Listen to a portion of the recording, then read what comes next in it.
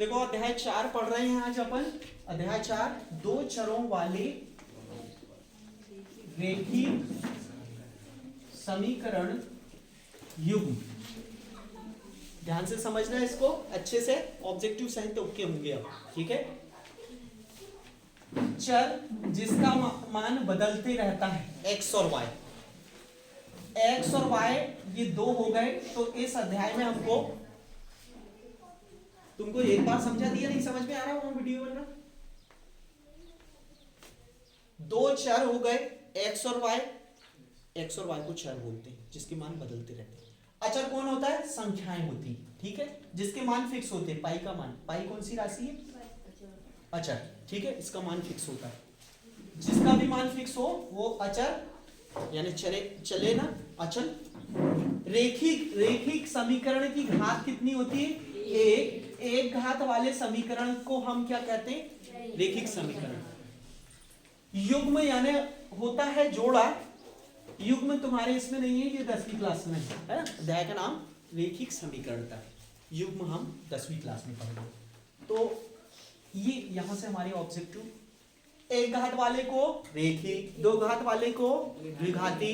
घात हमेशा अधिकतम वाली देखना है। अधिकतम यानी जो सबसे बड़ी हो, जैसे ax² plus bx plus c, ये दो घात है। ये कौन सा समीकरण है? द्विघाती, ठीक है। जिसकी घात अगर, और a कभी भी यहां पर जीरो नहीं होता। रेखिक ये द्विघाती और समीकरण में जीरो होता है, ये ध्यान रखना है, ठीक है। अब ध्यान रखना है कि रेखिक समीकरण का व्यापक रूप क्या होता है? ax प्लस b बराबर 0। ये रेखिक समीकरण का व्यापक रूप होता है। इसमें दो घात नहीं मिलेंगी, एक घात है चर की, यानी कि ये कौन सा समीकरण है? रेखिक समीकरण, ठीक है। आ रहा समझ में? ये हम दो अध्याय में भी पढ़ चुके हैं, ये लगभग मिक्स होके चलता है, ठीक है। अब देखो सबसे पहला क्वेश्चन बहुत इंपॉर्टेंट है 2 नंबर के लिए। एक नोटबुक की कीमत एक कलम की कीमत की 2 गुनी। तो हमको ध्यान रखना है कि ये चौथे नंबर का अध्याय है। तो चौथे नंबर के अध्याय का प्रश्न नंबर 1 है और हमारे अध्याय का नाम है दो चर। तो हमको x और y दोनों मानना पड़ेगा। दो चीजें हैं, एक का जो पहले आती है उसको x मान लेंगे, रुपए है तो रुपए, सेंटीमीटर है तो सेंटीमीटर, पैसे है तो पैसे, ऐसे आयु है तो आयु मानेंगे, ठीक है। आयु वर्षों में रहती है। तो यहाँ पर प्रश्न नंबर 1 का सॉल्व है हमारा क्वेश्चन। हमको बुक से देखते चलना है। यहाँ पर जब भी हम हमारे मन से कोई चीज लेते हैं गणित में तो माना की लिखते हैं। माना की सबसे पहले आ गई नोटबुक की कीमत। नोटबुक की कीमत कितनी हो गई हमारी? x, और x क्या है? रुपए में रहेगी। क्यों? क्योंकि उसकी कीमत कभी भी रुपए पैसे में रहती। तथा करके दूसरी चीज है कलम की कीमत। कलम की कीमत रुपए y, ठीक है। कीमत बोला तो कीमत, मूल्य बोले तो मूल्य लिखना है ना, ठीक है। प्रश्न का सहयोग लेना है। यहाँ पर आदि चीजें वहां से देखना है जब हमको आसानी से तैयार होगा। अब शर्तानुसार, शर्तानुसार यानी जो प्रश्न या प्रश्नानुसार भी बोल सकते हैं हम इसको, प्रश्नानुसार कहते हैं। प्रश्नानुसार यहां पर क्या करना है हमको? जो बोल रहा है वो लिखना है हम। एक नोटबुक की कीमत, एक नोटबुक की कीमत एक कलम की कीमत की कितने गुनी? 2 गुनी। यानी कलम अगर एक रहता तो एक ना भी लिखे तो चलता, नोटबुक बराबर 2 कलम हो जाएगा, 2 कलम की कीमत। अब यहां पर नोटबुक की कीमत, ठीक है, और यहां पर कलम की कीमत। तो हम मान चुकते हैं कि नोटबुक और कलम की कीमत हमने क्या लिए हैं? नोटबुक की है x बराबर 2y। और इस तरीके से ये हमारा जो समस्या का समीकरण है वो हमारा हल हो गया। ये 2 नंबर के लिए बहुत इंपॉर्टेंट क्वेश्चन है, इसको ओके करें, ठीक है। आ रहा समझ में?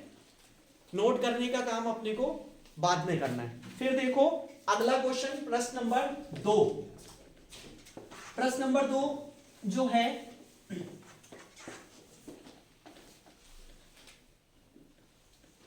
इसमें हमको बोला है उसने कि ax plus by plus c बराबर 0। ये कौन सा समीकरण है? द्विघाती।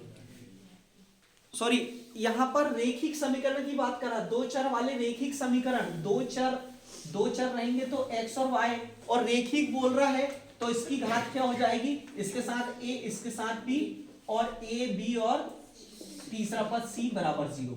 ये रेखिक समीकरण का मानक रूप मैंने दो चर वाले बता दिया था, है ना, ठीक है, दो घात वाला बता दिया था, ठीक है, ये ध्यान रखना, तुमको अभी ये है नहीं इसलिए। अब देखो यहां पर हमारा मानक रूप हमारे दिमाग में रहना चाहिए, दो चर, तो चर हो गए x और y, इसका मानक रूप बनाना है तो इसके साथ a इसके साथ b और एक और रहेगा c, और चूंकि यहां पर मानक रूप ज्यादातर प्लस में लिखा जाता है, अगली चीज समीकरण है तो बराबर का निशान लेफ्ट हैंड साइड और राइट हैंड साइड रहेगा, ये ऐसे हमको ध्यान रखना है, ठीक है। आगे देखेंगे हम, तो इसमें कुछ नहीं करना, हमको तुलना करना है, जो समीकरण दिया रहेगा उसको नोट करना है। सबसे पहले क्या हो गया हमारा पहला समीकरण, 2x plus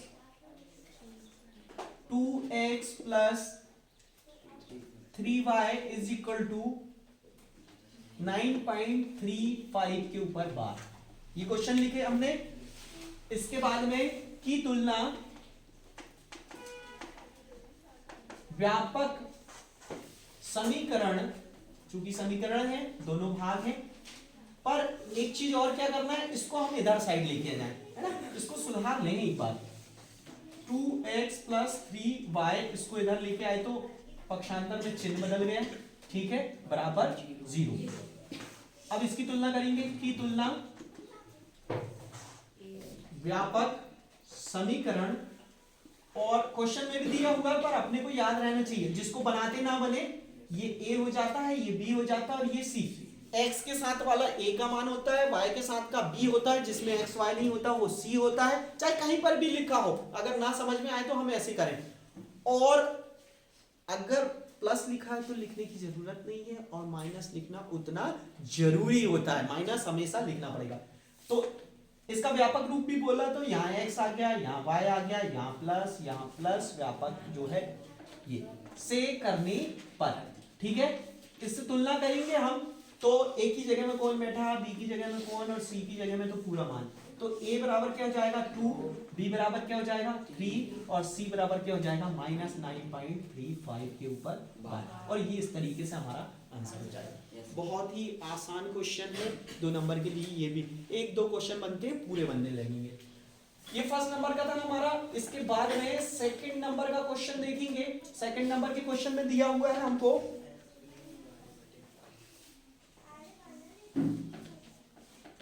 x minus y बटे 2 और 5 है क्या, 5 माइनस 10 इज इक्वल टू 0। थोड़ा सा व्यवस्थित तरीके से दूर दूर लिखने की कोशिश करें। एक ही जगह में देखो x के साथ वाला a होता है, एक ही जगह में जब कुछ नहीं होता तो उसका गुणांक 1 होता है, 2 अध्याय में हमने पढ़े। फिर इसके बाद में y को हटा दें, y हटेगा तो उसकी जगह में कौन मिलेगा हमको, 1 मिलेगा, और नीचे कौन है 5, और चिन्ह कौन सा है माइनस, माइनस लिखना जरूरी हो जाएगा। फिर यहाँ पर माइनस का 10 लिख देंगे। तो इस तरीके से ये भी हमारा हो गया अगला क्वेश्चन। आ रहा समझ में सबको, ठीक है। और एक बार वीडियो जरूर देख लेना है घर जाने के बाद में, ठीक है। अब देखो अगला क्वेश्चन, तीसरा नंबर का ये ध्यान रखना होता है कि तीनों की तीनों वैल्यू जो है वो इधर साइड रहना चाहिए, अगले तरफ हम 0 बना के रखें। पक्षांतर जब भी करते हैं तो चिन्ह बदलना है, यहाँ पक्षांतर पर होगा इस क्वेश्चन में। अब देखो 2x प्लस 3y और बराबर में क्या है 6। इसको सुधारना पड़ेगा, इसको इधर लेके आना पड़ेगा, 0 बनाना पड़ेगा उधर। तो यहां पर देखो -2 और x प्लस 3y y वाले के साथ में, और ये माइनस का 6 और बराबर में 0। ये सुधार लिया हमने। बिल्कुल वैल्यू के नीचे वैल्यू अगर लिखेंगे तो समझने में बहुत आसानी होगी, फोटोकॉपी उतारना है बस। यहां पर देखेंगे a की जगह में कौन बैठा -2, b की जगह में क्या बैठा +3। अगर नहीं समझ में आ रहा +3 भी लिखेंगे तो कोई गलत नहीं है, ठीक। और c की जगह में पूरी की पूरी वैल्यू -6 है ना, ठीक है, क्योंकि इसके साथ में और कुछ है नहीं तो इसकी पूरी वैल्यू चलती है। आगे देखेंगे अगला क्वेश्चन, फोर्थ नंबर का क्वेश्चन क्या है भाई, फोर्थ नंबर में x माइनस 3y। ऑब्जेक्टिव में अगर आ जाता तो कैसे करें अपन, बराबर 0, x बराबर 0, हाँ x बराबर -3y। देखो यहाँ पर अगर ऐसा क्वेश्चन आता सबसे पहले तो सुधारना उसको, x माइनस 3y बराबर में क्या हो जाएगा 0। मैं अभी दूर इसलिए लिख रहा हूं कि तुमको पूरे अच्छे तरीके से समझ में आए। x के साथ वाला a, y के साथ वाला b और तीसरा दिख नहीं रहा वो 0, 0 ने गुणा करके उसको 0 कर दिया। तो यहाँ पर इसकी वैल्यू अगर हम लिखते हैं तो क्या आएगी भाई,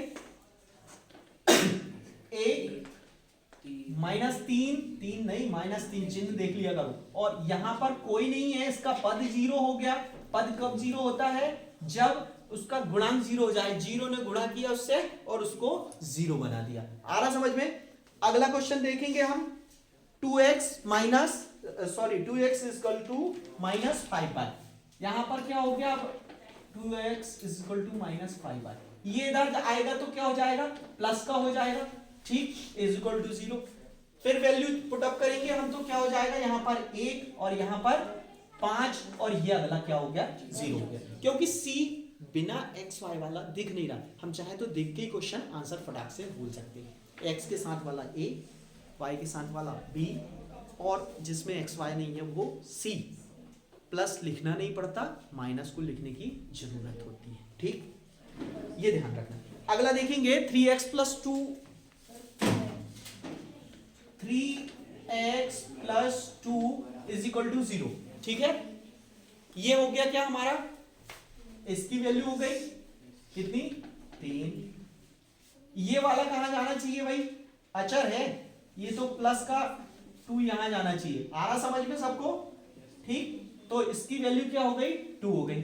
अब यहां पर y वाला दिख नहीं रहा है पद, पूरा पद कब 0 होता है, जब 0 रहता है, गुणांक उसका 0 होता है। आ रहा समझ में सबको, ठीक है। आगे बढ़ेंगे, अपने नोट्स भी खोल के रखें, ज्यादा ही है तो चेक करते रहें कि कुछ गलतियां तो नहीं की हैं।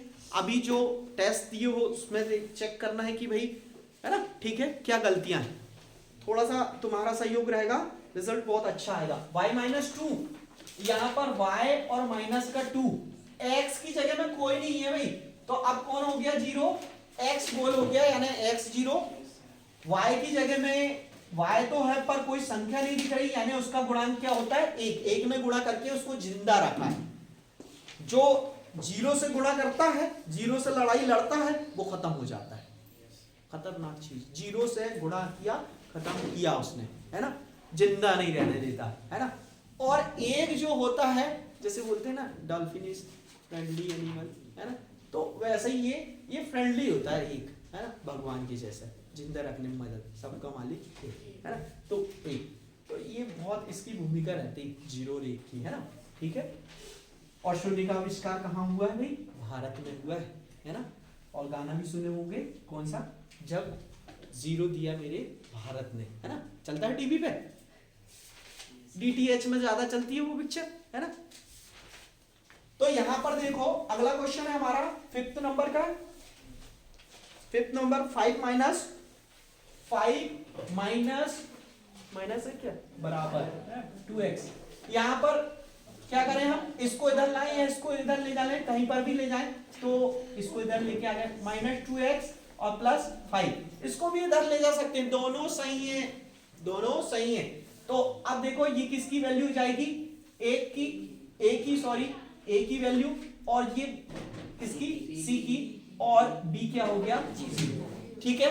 तो मुखाग्र हम बिल्कुल आंसर फटाफट तरीके से दे सकते हैं, परंतु हमको थोड़ी मेहनत, बार बार प्रैक्टिस करने की जरूरत है, ठीक है। यहां पर हमारी जो पहली प्रश्नावली है वो खत्म होती है, ठीक।